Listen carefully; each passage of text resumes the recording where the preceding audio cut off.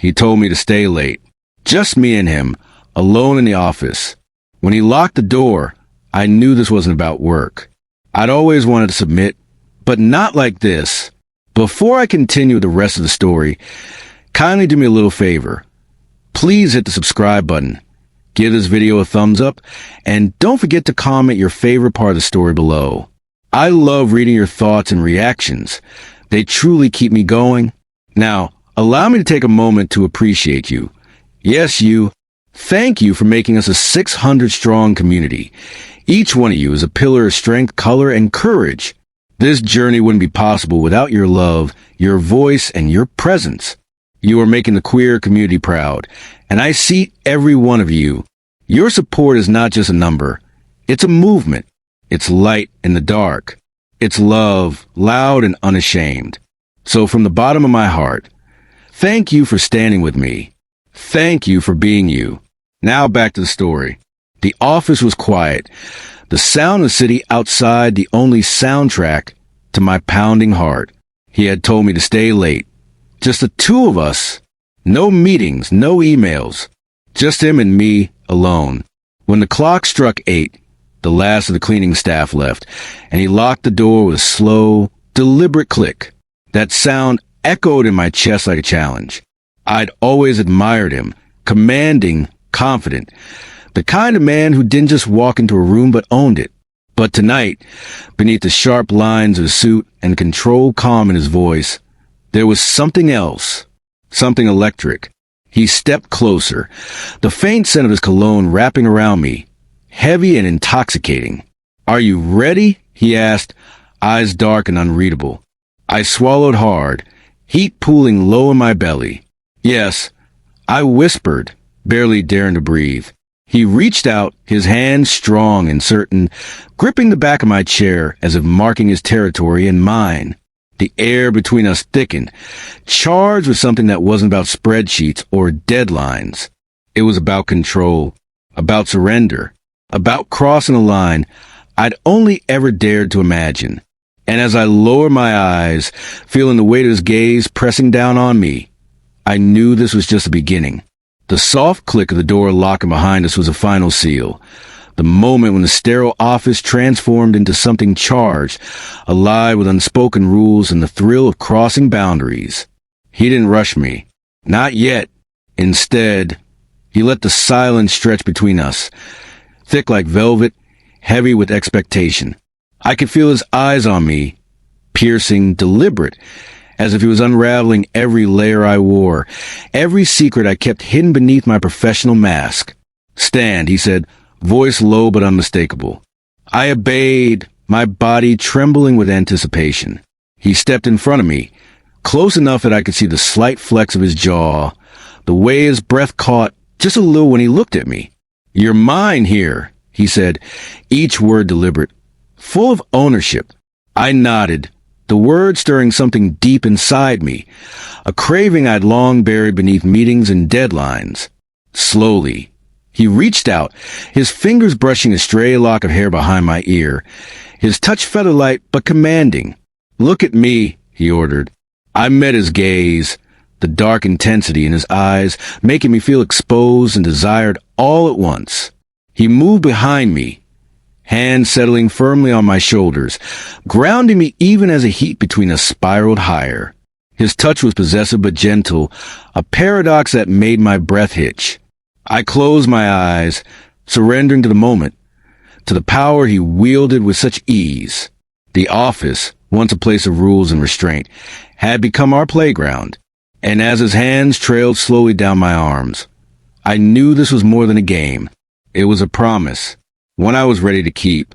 His hands rested lightly on my waist, grounding me even as my pulse raced like a wild thing trying to break free. He moved behind me again, his breath brushing the shell of my ear, a whisper that sent shivers cascading down my spine. "Stay still," he said, voice low, velvet dark. I obeyed, heart pounding, every nerve alive with anticipation. The office lights were dim now, the glow from the city casting long shadows across his face. Sharp and handsome, the perfect balance of authority, and something tender lurking just beneath. His fingers slid slowly over the fabric of my blouse, teasing, tracing invisible patterns that made my skin prickle. I swallowed hard, caught between wanting to pull away and desperate to lean into the moment. He lowered his head, the faintest brush of his lips against my neck, igniting a fire that spread, slow and delicious. "Good," he murmured. "You're learning." A small, breathy laugh escaped me, fragile and full of longing. He turned me slowly, so I faced him, and his gaze locked with mine, dark, intense, unwavering. "On your knees," he said softly. My breath hitched, a thrilling rush flooding through me. I obeyed without hesitation, the coolness of the carpet pressing against my skin, grounding me even as desire bloomed inside. He reached out, his hand warm and sure, tilted my chin up so our eyes met again. "Trust me," he whispered. And in that moment, every doubt, every hesitation dissolved. Because here, in the hush of the office after dark, I was exactly where I wanted to be. The moment I lowered myself to my knees, the room seemed to shrink, everything else fading until it was just him and me, locked in a silent exchange of power and trust. His eyes never left mine, dark and commanding, holding me captive without a word. He reached out slowly, fingers grazing my jawline, then tracing down my neck with the gentlest touch, like he was memorizing every curve. I could feel the steady thrum of his heartbeat, strong and sure beneath his crisp shirt, grounding me in a way I hadn't expected. "Good," he breathed, voice thick with something deeper, something that stirred a craving I didn't fully understand yet. His hand slid to my hair, and the slightest tug sent a shiver through my spine. But it wasn't pain. It was connection. His control was an unspoken promise, a language spoken without words. I felt myself melting into the moment, surrendering to the sensation of being seen, truly seen, and desired on a level that went far beyond the surface. We were no longer boss and employee. We were two people exploring something raw and intimate, held in a fragile balance between command and surrender. And as his hand cupped my cheek, pulling me gently closer, I knew this night was the beginning of something I'd been craving all along. The room had shrunk around us, the walls closing in like a secret we both knew was dangerous but utterly irresistible. His hands, steady and sure, never left me. One rested firmly at the small of my back, anchoring me, while the other traced a delicate line of my jaw, sending sparks that danced just beneath my skin. He bent down, and his lips hovered just above mine, so close I could feel the heat radiating from his breath. I nodded, unable to speak. My breath was somewhere between anticipation and longing. His fingers tightened gently in my hair, the only warning I needed to lean into the moment, lean into him. The kiss never came, at least not yet, but the promise in the space between us was electric. It was a charge that crackled in the dim light, binding us with invisible threads of need and restraint. I let my eyes close, imagining the softness of his lips, the warmth of his touch. Every nerve-ending screamed for release, but I stayed there, on my knees, caught in the exquisite torment of waiting. Because with him, surrender wasn't weakness. It was power. His hands moved with deliberate grace, fingers threading through my hair as if claiming me with every touch. The soft hum of the city outside faded into nothingness, swallowed by the heavy quiet that settled around us. I felt every heartbeat, every breath, every electric brush of skin against skin. He didn't rush, his control absolute and unyielding, yet gentle enough to make me ache with anticipation. "Look at me," he commanded softly. I lifted my gaze to meet his, eyes locked in a dance that needed no words. There was something in the way he looked at me, something deep and intense, that made my knees weak and my heart race. He lowered his hand to cup my cheek, thumb tracing slow, soothing circles. The touch was a paradox, soft but commanding, tender but insistent. I wanted to reach up, to pull him closer, but I stayed rooted, giving myself over to the moment, because this wasn't about losing control. It was about choosing to surrender. And in that choice, I found strength. His voice was barely a whisper. "You're exactly where you belong." And just like that, the office wasn't just a place of work anymore. It was a sanctuary, a place where desire was whispered, not shouted, and where I was finally free to be exactly who I wanted to be. His thumb dragged slowly across my lower lip, barely touching, yet pulling the gas from somewhere deep inside me. My hands were clenched softly at my sides, not from fear, but from the overwhelming ache of holding back. I didn't want to move, not without his instruction. There was safety in his control, comfort in the slowness of his touch. But most of all, there was thrill, because every moment felt like a held breath before a kiss that never came. He circled me again, stepped slow and measured, like a lion observing something precious, something his. The silence stretched, not awkward but sacred, and I let myself settle into it, into him. The soft click of his belt loosening, not falling, not rushing, just loosening, was enough to send a fresh wave of heat over my skin. Not because I expected anything crude, but because everything he did was intentional.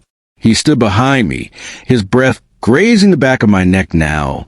I felt the feather-light press of his fingers against my shoulder. Just a brush. A tease. "Still with me," he whispered. I nodded. "Always." He knelt down behind me, and for a moment, we were both on our knees, equals in posture, though not in power. He leaned close, his lips ghosting the edge of my ear. "I could keep you here for hours," he said, voice like silk dragged over bare skin. And I wanted him to, because this wasn't about finishing anything. This was about feeling everything. Every inch, every second, every breath that hovered between restraint and release. His hand stayed at my waist for a long moment, anchoring me. His touch quiet, unhurried. I could feel the weight of his restraint, like a storm waiting patiently on the horizon. I tilted my head slightly, inviting the kiss he hadn't given me yet, the one I'd been aching for since he'd first whispered my name in the hush of this darkened office. But he didn't kiss me. Not yet.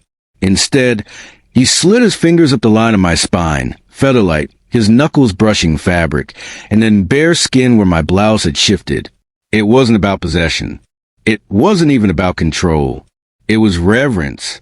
He stood again, tall and composed, while I remained kneeling, trembling but grounded in the strange, exquisite power of my own vulnerability. "You have no idea what you do to me," he said, voice deep with restraint. "How hard it is not to break every rule tonight." I looked up at him, lips parted, eyes wide, not in fear, but in want. "I want you to," I said. He froze, for a heartbeat, maybe two. Then he smiled, slow, dangerous, tender. His thumb came under my chin, lifting it, and our eyes met like flint and steel. "I already am," he said. And then he leaned down, not to kiss me, but to press his forehead to mine, a gesture more intimate than anything else that night. It was a kind of closeness that stripped you down to your soul, without ever touching your clothes. The air between us pulsed with quiet electricity. This wasn't the climax. This was the precipice. And we stood there together, holding our breath, trembling at the edge. He helped me to my feet with a quiet gentleness that didn't match the hunger I saw in his eyes. My legs felt unsteady, not from weakness, but from the gravity of what this night had become. We weren't just crossing lines anymore. We were erasing them. His hand settled on my waist, warm and sure. He drew me in, and this time, when his lips hovered above mine, he didn't pull away. He kissed me, slow, intentional, like he'd waited years to taste me, and now that he had, he refused to rush. It was the kind of kiss that said everything we hadn't dared to speak aloud. The kind of kiss that stripped away pretense and left nothing but truth in its place. My fingers curled into his shirt, feeling the heat beneath the fabric. He backed me toward the desk, not forcefully but with purpose, and when I bumped against it, he didn't press further. He paused, always waiting for my signal. I nodded once, breathless, trusting. He lifted me onto the edge as though I weighed nothing. His hands never roamed further than my waist, my arms, the line of my jaw, always giving me space to fall into him willingly. The desk beneath me was cool. His mouth was warm. The contrast made me shiver. But the real heat came from the space between us. The way he leaned in, only to hold back. The way we were both shaking, not from nerves, but from wanting. And when his hand slipped my thighs, only to stop at my hips, lingering, not taking, I realized something. This man didn't want to consume me. He wanted to worship me. With every kiss, every breath, every pause just before the edge, he gave me a choice. To stay, to surrender, to let go. And I did, with no words, no contracts, just a silent, holy moment when I leaned in, wrapped my arms around his neck, and whispered, "Don't stop." He didn't, but he didn't rush either. Because this, us, wasn't about release. It was about revelation. And when we finally sank into quiet together, tangled in the shadows and heat, it wasn't the sound of bodies colliding that filled the room. It was a silence after, rich and golden, where nothing needed to be said. We were no longer playing roles. No longer boss and assistant. We were simply two people who had found each other in the stillness of midnight. And in that stillness, I wasn't on my knees anymore. I was home.